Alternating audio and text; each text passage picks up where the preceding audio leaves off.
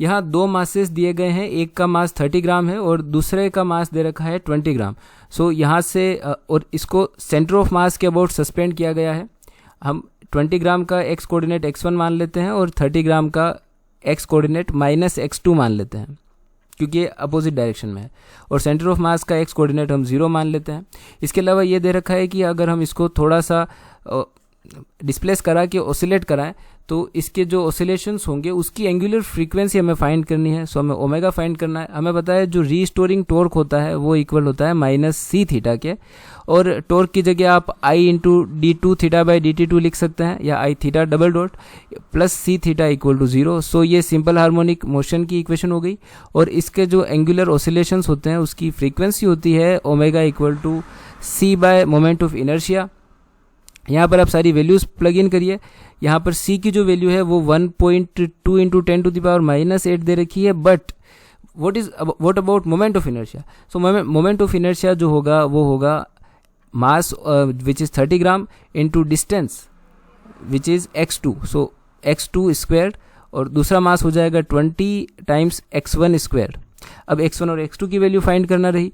सो आप centre of mass का coordinate का फॉर्मूला लगा दीजिए, क्योंकि यहाँ पर सेंटर ऑफ मास का x कोऑर्डिनेट 0 है, और 30 इंटू इसका x coordinate which is -x2 plus 20 into 20 ग्राम का x कोऑर्डिनेट x1 है डिवाइडेड बाय 50।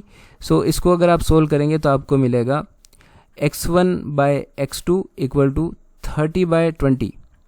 सो रेशियो आपको मिल गया 3/2। सो x1 की वैल्यू आपको मिल जाएगी, क्योंकि 3/2 रेशियो में आपको बांटना है टोटल 10 सेंटीमीटर डिस्टेंस को। सो x1 की वैल्यू होगी 3/5 इंटू 10 विच इज़ 6 सेंटीमीटर्स। इसी तरीके से x2 की वैल्यू होगी 2/5 इंटू 10 विच इज़ 4 सेंटीमीटर्स। सो आपके पास x1 और x2 की वैल्यू आ चुकी है। तो अगर आप ये वैल्यूज़ यहाँ प्लग इन करेंगे तो आपको मोमेंट ऑफ इनर्शिया मिल जाएगा। सो हम यहाँ वैल्यू लिखते हैं 30 इंटू x2 की वैल्यू है 4, सो 30 into 4 square plus 20 into 6 square.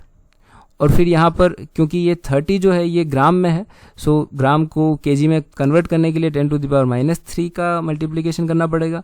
और फिर ये 4 जो है ये सेंटीमीटर्स में है, सो 10⁻² स्क्वायर का इंटू करेंगे, सो 10⁻⁴ हो जाएगा, ताकि सारी चीज़ें ऐसे यूनिट्स में कन्वर्ट हो जाए।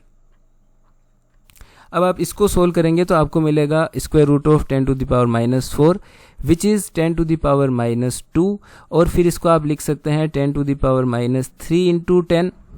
और यहाँ पर आपको इसी फॉर्म में एंगुलर फ्रीक्वेंसी फाइंड करनी थी, n इंटू 10⁻³ फॉर्म में। सो n की वैल्यू जो है वो हो जानी चाहिए 10। सो यहाँ आंसर होगा 10।